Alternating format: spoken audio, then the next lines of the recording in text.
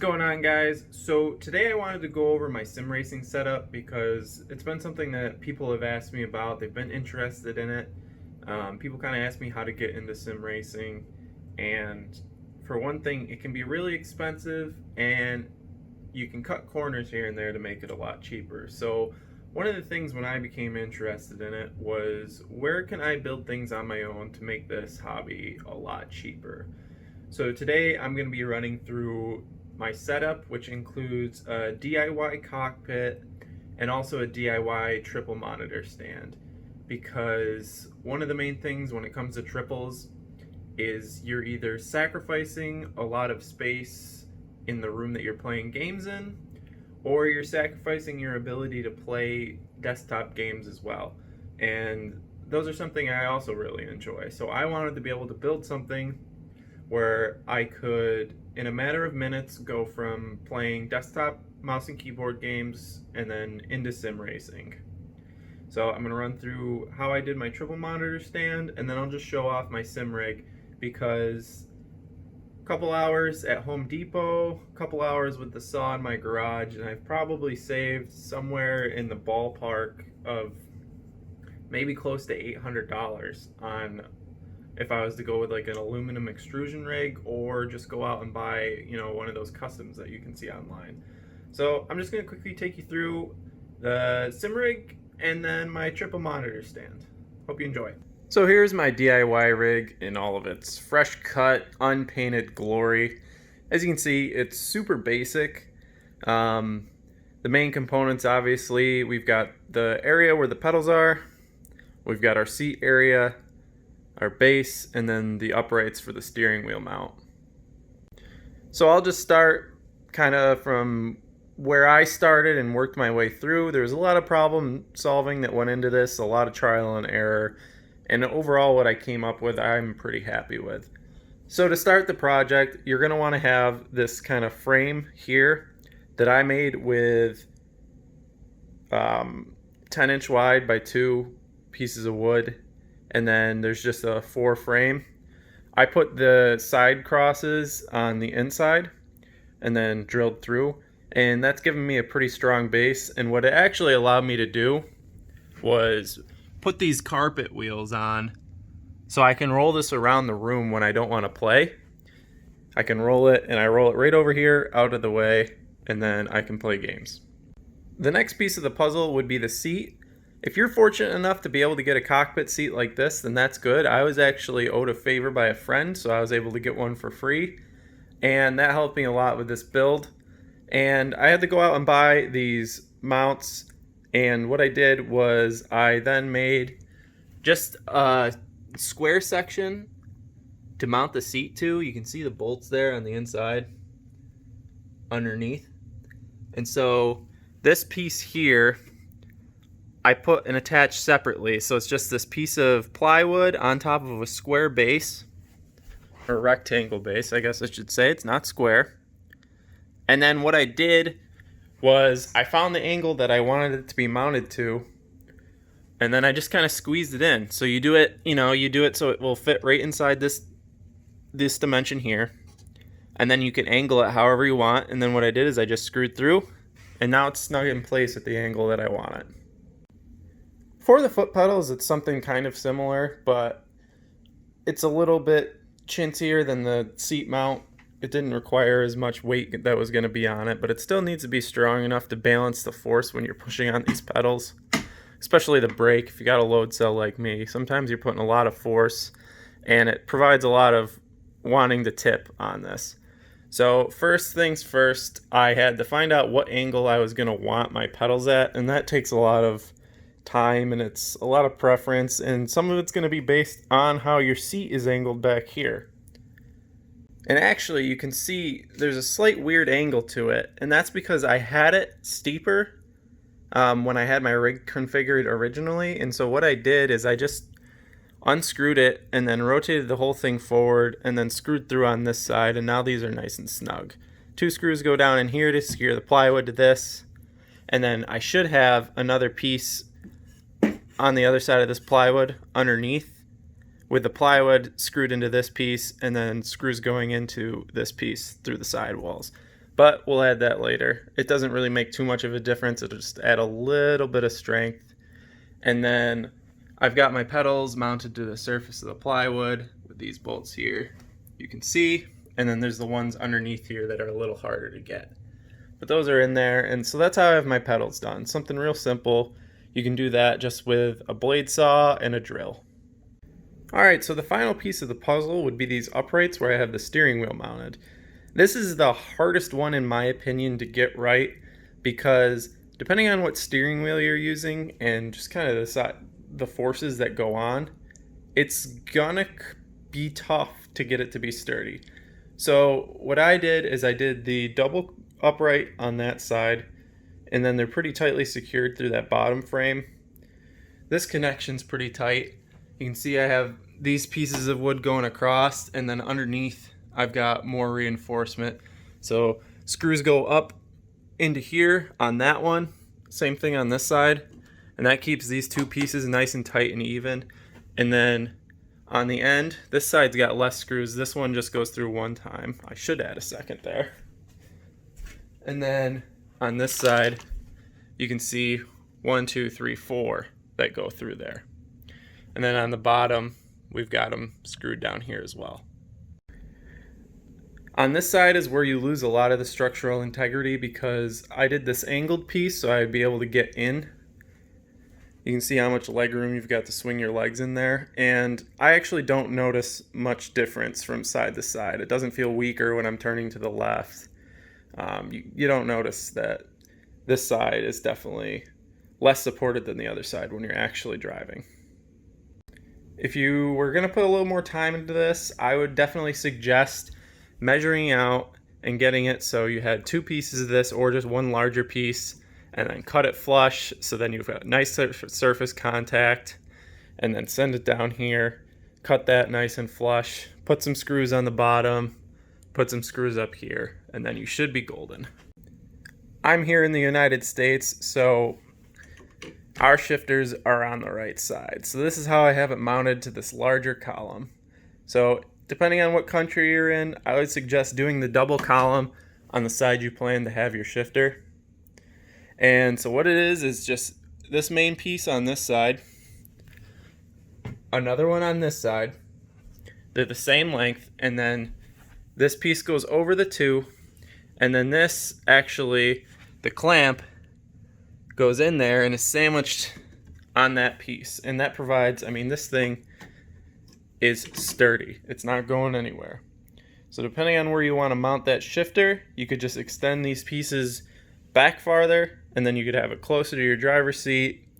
I put it here just because that's what felt the best to me. So one thing that you're going to get when you build these DIY rigs is there's going to be a ton of cables lying around, and if you do the roller wheels like I have, you don't want to roll over your cables. So what I went out and did is I bought one of these, and it connects all the USB cords from all the equipment into one nice one. So when you go to connect to your computer, you just have one connection instead of three. You can see here, you know, there's my wheel, my shifter, and my pedals all in one, and it works just fine. So there you have it. That's my DIY sim rig. I hope this maybe helps somebody else put theirs together. You can save a ton of money doing this. I mean, this wood is dirt cheap. Obviously you have to have a drill and a saw to be able to benefit from this, but chances are, even if you went out and bought the drill and the saw just to do this, you'd still be saving money. And you know, have a drill and a saw. So I say that's a win-win. So as you can see, when I'm not racing, I have the sim rig tucked over to the side here. It's kind of in this entrance alcove as you come into the room. If that's something that's going to bother you, it is what it is. But this is kind of unused space in the room, so I figured that was a good place to put it. So it'd be out of the way, taking up the least amount of room as possible. The pedals kind of fit under the desk there to help save even more space. And then still got plenty of room to walk, and it's off to the side. So the next piece of this pie is going to be the triple monitor setup. So I'll take you through that now. It's a desk mounted system, and it allows me to slide the triples back and forth depending on whether I want to play mouse and keyboard games or sim race. So at face, this is what my triples look like when I'm playing mouse and keyboard games. You can see there's a ton of room for the mouse and keyboard. I've got quite a big desk. This thing I think is, I want to say like 70 inches by 30 inches back. So one thing you're going to need to make this work is a beefy desk that can handle the forces that are going to be put on it. This is an old 1970s cafeteria table desk. It's got these huge steel legs. Ignore those cables, and it can hold a lot of weight. I've got these monitors on like a 45-degree angle, and that way they're always ready to go when I want to sim race. I don't have to adjust them. They stay in place pretty well, and there's no monitor fidgeting when I want to get in and race after I've been playing mouse and keyboard for hours and hours. So I'm going to do this explanation from the monitors back to the stand. So we've got our triples here, and how I have them mounted is these two monitors are on a double stand that you can get off of Amazon pretty cheap, and then the other one is on a single stand. I wouldn't recommend one of the Amazon triples because what that's going to do is it's going to put all of the weight of the monitors directly in the center of this 2x4 that I have going across. And that's going to create a ton of sag as it goes across because all the weight's going to be on that one spot. And what it'll also do is it'll create a big overturning moment on this 2x4 and give it a lot of twist. And you're not going to want that in the long run. I would actually recommend getting 3 individual monitor mounts for these and mounting each one individually like this one is, instead of having the double and the single. Get 3 singles because then when you're mounting these, what happens is this arm stretched out sags more than this arm not stretched out like this. And so what that did is it kind of makes the whole thing. This monitor actually has a sag and ends up lower than the other one. So if you get the single monitor, you can single monitor stand, you can adjust for that and raise it up as needed. So I'll just take you on back and show you kind of how it gets to be attached to the ground and supported. So the main idea behind this system is I wanted it to be able to slide back and forth. So if we get into it, you can see the stands are mounted to this longer 2x4 here that stretches the whole distance to the other side. And the way it is it's set between this kind of sandwich 2x4 system, and that allows me to move it back and forth at will. I have to grab the top of these stands because this overturning moment that's caused by the force of these monitors actually twists this so much that I need to push on the top to cancel the twist out, and then I'm able to slide it back and forth. So in order to get that nice sandwich system, you're going to have to do 2 2x4s like this and leave enough space for this to slide back and forth. So you leave 1.5 inches between, and then basically just take another piece of 2x4 at the end, sandwich all that. You can see I got screws in here, I got screws in here, and when I put this in, I screwed the middle one up like this, then screwed this one into that. I built this sandwich piece separate on the ground. You can see over there I've got the same thing. So what you do is you build your 4 sandwich sections. You're going to want to do them just long enough that they fit on the outside of your desk. So you can see there's almost no gap there. Then you come onto this side. You can't see around there, but it's just like that, where it sandwiches on this desk on both ends. And that's going to give you a sturdy attachment. So once you've created your 4 sandwich pieces, 1, 2, and then the same thing on the other side, you just gotta measure out the clearance that you're gonna need for this monitor to slide back and forth. So that's gonna depend on how high you want these monitors off the desk. I needed mine just high enough that they could clear those speakers, my keyboard, my Xbox controllers as they came back. So you gotta do the math.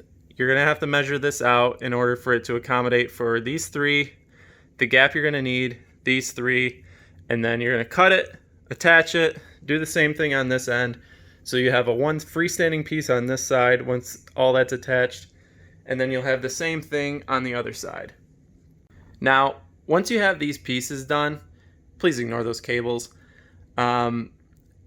without connecting them to each other, you're just gonna have a wobbly mess. So what I did is underneath the desk going across, I have another one of those 2x4s on the bottom. And then on top of this one on the back, I have another one that goes all the way across. And what that does is it holds this rail piece and that rail piece together so they're not going like this and moving side to side. Because if they move side to side, they're gonna fall off your desk. And then your monitors are gonna fall and it's gonna be a bad day. So now you've got your triple monitors. They're mounted to your slide rail. Your slide rail is in the track system, and your track system is now attached to your desk. This is going to give you a really sturdy setup. It's pretty big and bulky, so if you're someone this is gonna bother you, you might want to go in a different direction. But I was looking for cheap, effective, and actually in the long run, it doesn't take up that much extra space versus if I was to have a standalone triple monitor sim rig in this room, there would not be a lot of space. So now that I've showed the sim rig setup and the triple monitor rail system setup, I hope that gives you kind of an idea of where you can cut corners. I'm sure if you're interested in the sim racing and somehow you end up on this video, you've looked up buying the stuff and it's extremely expensive, especially right now. I'm making this video kind of at the middle ground of the coronavirus, knock on wood. I hope this is the middle ground. It's August of 2020, we'll see. But stuff's expensive. The aluminum extrusion is expensive. If you can find yourself a seat somewhere, and just any seat will do, go to a junkyard and grab one. You're gonna save a ton of money. Now, I didn't get into specifics on this video as far as dimensions and cut lengths and stuff like that because everyone's going to be different. I'm short, so your sim rig might be taller or longer than mine, so it's going to come down to that. One thing I recommend is just cut it longer, let it be big and bulky at first, and you can trim it down as you go. That's what I did, and it saved me a ton of heartache because there was one time I actually went back and extended something. I would have been doomed if I had cut too short the first time around. So leave your cuts long, you can make it pretty later.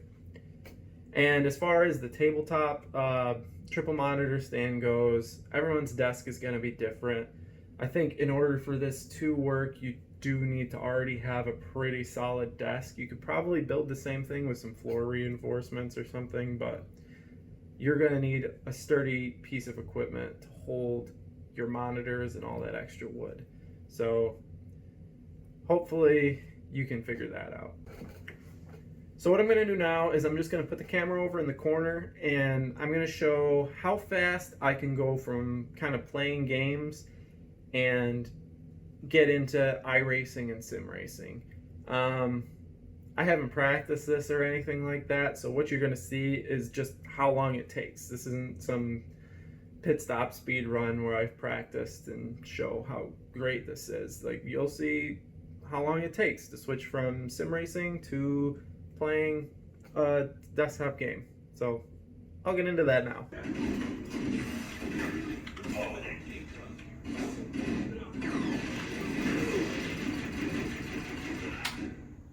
Wow, you know what? I really wish I was sim racing right now. Maybe we'll do that instead.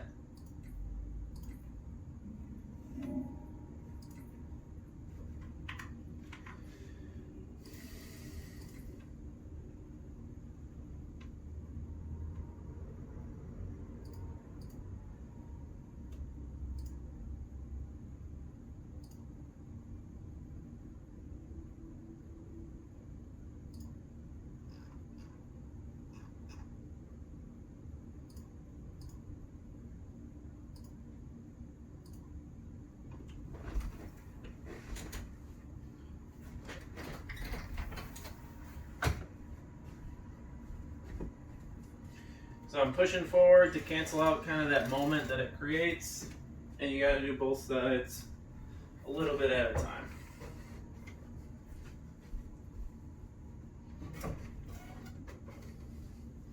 So the monitors are now pulled all the way forward. Bring the rig around. Leave a little room so I can plug the cables in.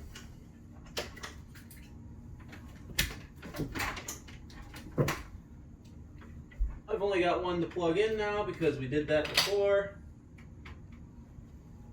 It's got our singular cable to plug in. Now we push her in, get it to line up well. And then actually, I've made a grave mistake and I'm going to lose the light here. But the controller's plugged in, we're ready to go. Move our cord out of the way, and yeah, here.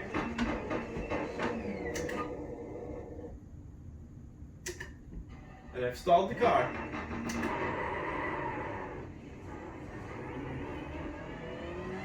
And we're going. I actually haven't played iRacing in quite some time, but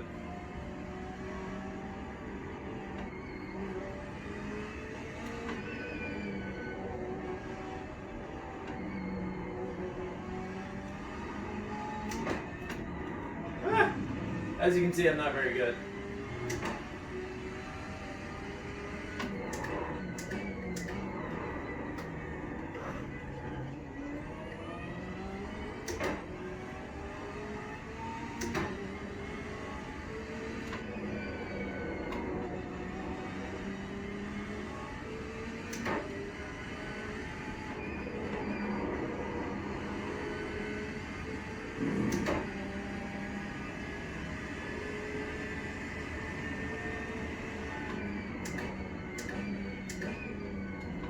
So, as you can see, it didn't take me very long to go from playing desktop to sim racing. I mean, I had iRacing up and ready to go, so that might have saved some time, but what, 15 seconds to log into the program. So, as you can see, it works pretty well. I didn't time it, and I haven't looked at the time yet, but it didn't take me very long to go from playing Halo to jumping in the cockpit and getting behind the wheel of the car. Disclaimer, I haven't played iRacing in about a month. I've been super slammed with work, and I finally had a day off, and I just wanted to show this. So, I know the build quality on this stuff isn't the best. I was in a hurry and just trying to throw things together. I wanted to get sim racing. I wasn't paying attention to getting perfect measurements, making sure everything was perpendicular, parallel, etc., etc. If it worked, it worked. As long as my back ain't crooked in the seat, it was good enough. I just hope that from this video you can get your own idea on how to make a sim rig yourself out of wood, and maybe how to do a triple monitor desk mount. There's not a lot of videos out there on how to put one together, so I hope this helps you. It would have helped me, and best of luck in your journey into sim racing. It's a ton of fun, and enjoy. Thanks for watching. Have a good day.